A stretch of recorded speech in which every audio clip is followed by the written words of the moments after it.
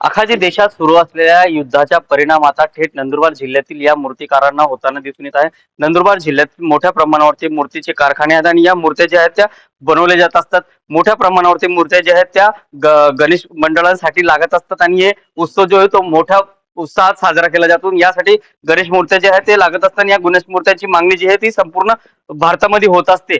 नेमकं या मूर्त्यांची किमती का वाढत आहे आणि युद्धाचा परिणाम नेमका का होत आहे, या सर्व गोष्टींवरती आपल्यासोबत बोलण्यासाठी मूर्तिकार नारायण वाघ आहेत. आपण त्यांच्याकडनं जाणून घेऊया. भाऊ, काय सांगणार, कशा पद्धतीने युद्धाचे परिणाम जे या मूर्त्यांवरती तुम्हाला होताना दिसून येत आहे? मूर्तींना जे लागणारं मटेरियल आहे, ते मटेरियल मध्ये लोखंड आणि फायबरचं जे मटेरियल त्यात बऱ्याच प्रमाणात वाढ झालेली आहे. साधारणतः सुरुवातीला 53 रुपयाच्या हिशोबाने आम्ही लोखंड घेतलं आणि आता 65च्या आसपास होऊन गेलंय. म्हणजेच जे त्या ह्या लोखंडच्या दरवाढीमुळे मूर्तींच्या किमतीत वाढणार आहे.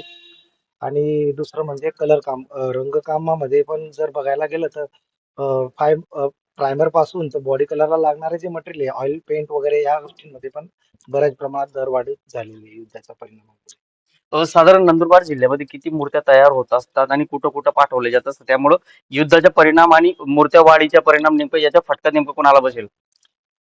जास्त वेळ युद्ध चाललं तर 100% जनमानसांवरती पण त्याचा परिणाम होणार आहे. आणि आपल्या ज्या मूर्त्या आहेत महाराष्ट्रामध्ये बऱ्याच ठिकाणी जातात, त्याचप्रमाणे गुजरातमध्ये जातात, मध्य प्रदेशमध्ये जातात. आता इंस्टाग्राममुळे किंवा बऱ्याच सोशल मीडियामुळे लांब लांबचे फोन येत असतात, तिथेही आपल्या मूर्त्या जातात. आपल्या नंदुरबार शहरामध्ये साधारणतः 25 ते 30 कारखाने आहेत. शेकडो मूर्त्या या मोठ्या तयार होत असतात आणि हजारो मूर्त्या या लहान तयार असतात, ज्या घरगुती बसवतात.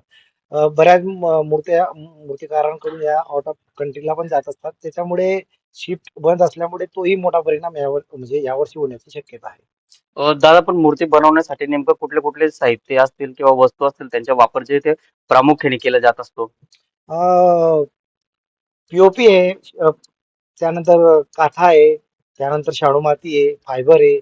म्हणजे ह्या बऱ्याच याच्यात जर आपण इंधन वगैरे ज्या ठिकाणी इंधनाचा वापर होतो आणि तो इंधन लागतो त्याच्यात दरवाढ झालेली आहे. इंधन म्हणजे ऑइल आता गॅस वगैरे म्हटलं वगैरे त्याच्यात तर दरवाढ झालेली आहे. त्याच्यामुळे आपल्या व्यवसायात जे लागणारं मटेरियल आहे त्याच्यात परिणाम झालेला आहे या युद्धाचा.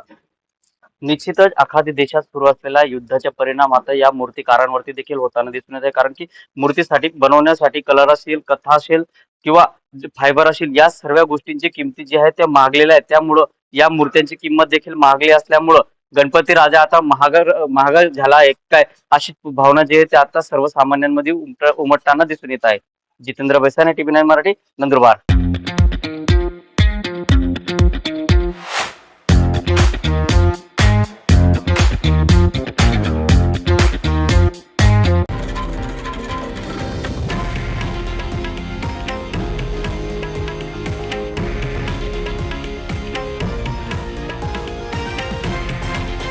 हे आहे देशातील नंबर 1 न्यूज नेटवर्क आणि आपण पाहत आहात TV9 मराठी, एकमेव.